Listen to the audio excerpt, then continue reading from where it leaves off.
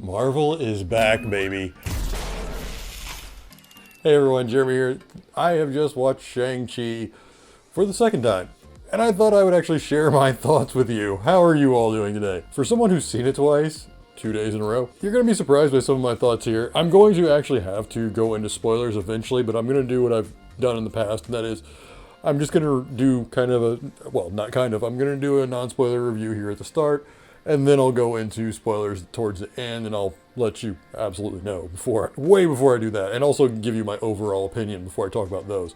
It's just, I want to do a real discussion about the movie for the people who have seen it, and to do that, I obviously have to go into spoilers. So starting with the non-spoilers, I freaking love Shang-Chi. I love the character, I do mean.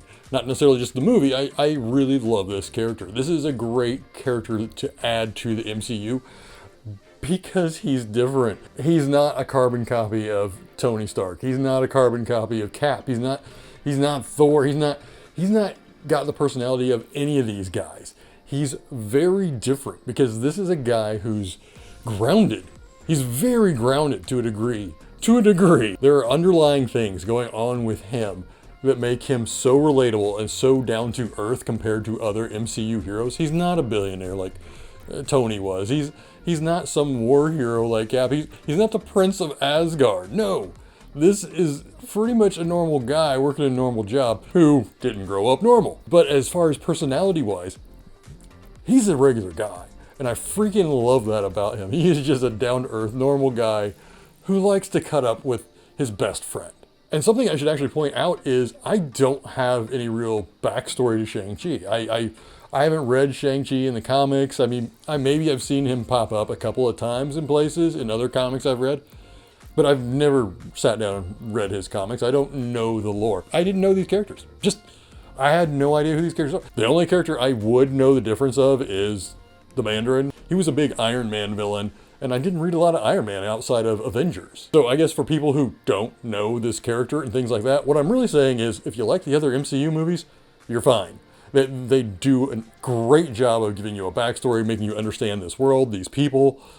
You don't need to know the comics. Oh, and speaking of characters, the supporting characters, Aquafina was great. She was absolutely hysterical, but also she had a bit of heart to her, which I wasn't expecting. She wasn't just comedy relief. They didn't make her one-dimensional, so I did appreciate that. Then you've got other characters like his father that, well, I don't want to go into detail on his father, his family, anything like that, because that is all very tied to the story. But I did like every single character they introduced. I freaking loved the characters in this movie. There's an especially funny one that was a surprise that I will not even remotely ruin here. It was great.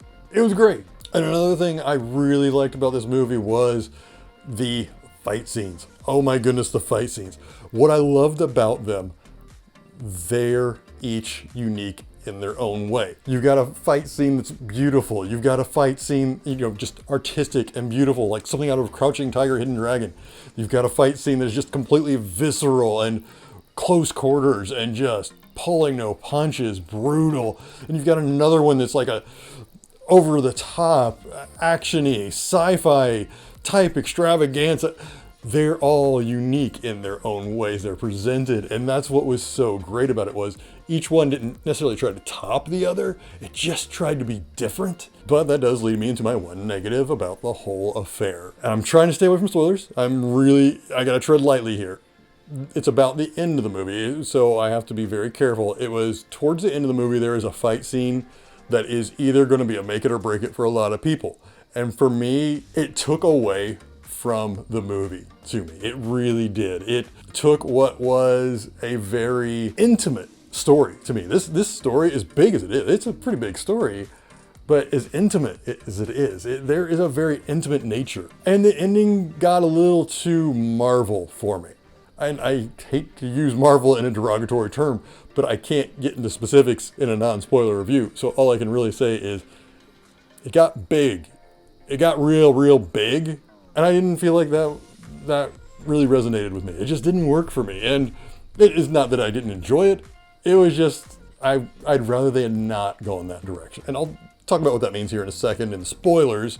But for right now, as I'm gonna just wrap up the non-spoiler, that what I'm talking about, while what I'm saying is a negative, it's not that big of a negative to me. I still think this movie is fantastic. It's just one small chunk that I went, oh well, the rest of the movie was insanely awesome, and this part's still pretty good. That is my degree of complaint. It didn't drop that far. It just kind of came down a level. So if you feel comfortable going, I really recommend it. It is such a solid Marvel movie. It is such a solid addition to the Marvel family, and he is a solid addition to the MCU. I cannot wait to see what he does next. I can't wait to see him interact with the Avengers. That is one of the first things I thought of watching this movie was, I can't wait to see what this guy's like in the group, in that family. I can't wait. So yes, I highly recommended to see this movie. Now, as I said, I'm going to go into spoilers here. So if you've not seen the movie, please leave. You don't want this spoiled. You don't want any of this spoiled at all because it is really good and you want to see the movie. So 3, 2, 1, let's talk spoilers. Okay, I understand they did make a lot of changes to the Mandarin. In fact, he's not the Mandarin in this. But that's fine to me. I mentioned this in the other part that I don't know the Mandarin all that well. And I love the fact that they even make fun of the name in this movie, saying, it is a horrible name. Why did you named the character after a chicken dish? You know, that's perfect to me.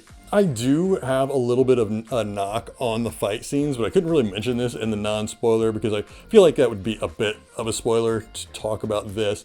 And that was, and it's going to kind of go into the final fight too that I was talking about. I think the Marvel aspects, the showy, the explosions, the rings themselves, you know, putting off all these powerful moves, you know, rays and explosions. I actually feel like that took away from some of the fights. Like those early fights when it was just them fighting, I freaking loved it. I mean, well, I take that back. The very first fight with his dad and his mom, that is just beautiful. That was just beautiful. And he was using his powers. He was fighting with his powers and everything else. But that was stunning. It was stunning the way it was done. It was done in such an artful ballet sort of a way that I loved it. But once we got into the faster fights, into the bigger fights, suddenly it's pow, explode, pow, explode. I'm jumping through the air using this lift. I liked it when it was more martial arts, like when it was on the bus. I loved on the bus. I liked the fight scene between him and his sister. I loved the fight scene on the catwalks, or whatever you want to call it, the scaffolding. Loved all that because it was very visceral. It was very real. It was very, even though they've got batons that are sci-fi, he's fighting in a very real way, even though I don't know that you could do some of the things he did, but it was awesome to see him do it. But once especially when he and his dad started fighting and his dad's got the rings and they're, you know, exploding the ground and he's throwing the rings, and suddenly I'm no longer watching the beautiful ballet that is the fight. I'm watching the light show. I'm watching the rings fly out. I'm not watching the move he just made. I'm not watching how Shang-Chi dodged because I'm watching the lights fly past him. It was distracting. So I hope that in the next movie, they tone that down because it was really taking away from the beautiful martial arts that was going on. The second time I watched it, I could see it better because I wasn't as distracted, but I literally had to make myself focus on what they were doing versus shiny, shiny, boom, boom. It was just a distraction. And again, I think this movie's awesome, but I do also think that was a bit too much. And the other quick negative I had, which I was talking about there, is that the dragon versus the monster. I don't think I was sitting there during a Shang-Chi movie thinking, you know what this needs? It needs a kaiju fight. No, I did not think that at all. And in fact, that is what I mean by, you wanted something that was distracting to me. Shang-Chi and is it Jingling? They were essentially relegated to riding the dragon for a good chunk of that final battle. And I did not like that. They tried to make it look like they were controlling the dragon, but I don't really think they were. They didn't do a very good job of making it seem like they were. It was kind of like, oh no, the dragon's doing its own thing, but it knows they need something done and it's just going to do it for them. And even if they were driving it, it just didn't make sense to me that we would have this final fight that was kaijus. I mean, it would have made more sense if this had been a fight where that was taking place behind them, while on the ground, Shang-Chi was having his own fight with his dad.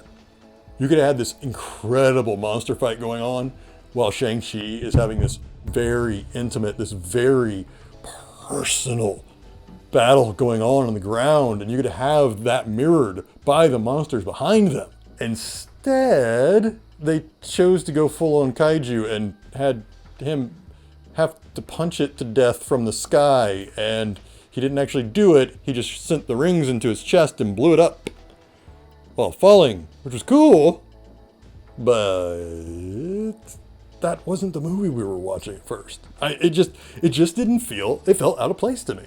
I know I'm probably gonna get hate for that, but it just did.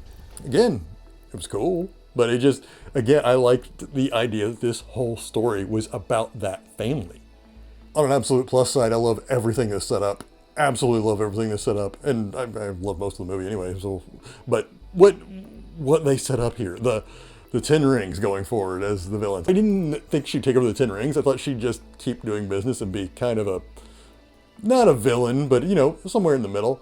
But no, at the very end, she takes fully over. I'm in. Yeah, I get it. I get it. That makes full sense. And them basically getting a mild introduction to the Avengers at the end. That is so great. They are now just in. They're in. They have to be in. But what in the world are the rings signaling?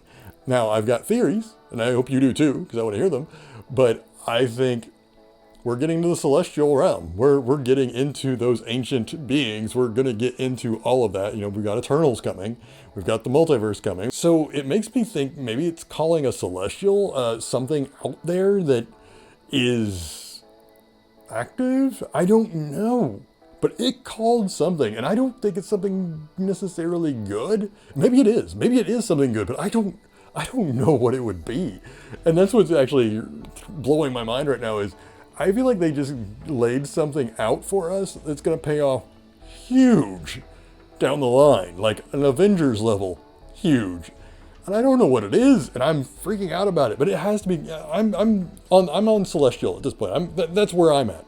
I don't know where you guys are, but I want to hear. If you've got theories, I definitely want to hear. Oh, and real quick, even though a lot of us had heard about this, Wong fighting Abomination. There was a lot of rumors and speculations, people screenshotting and stuff like that. I personally tried to stay away from that a bit, but I would hear people chatter about it. Yeah, that was amazing. That was so great. All right, what did you guys think? Leave your comments below. Do you have theories going forward? What does this mean in the future? Maybe you're a huge Shang-Chi fan or Mandarin fan and know things about this that I should. Leave all your comments below.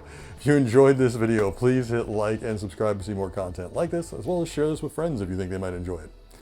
All right, and before I go, as always, please take care of yourselves and please take care of each other.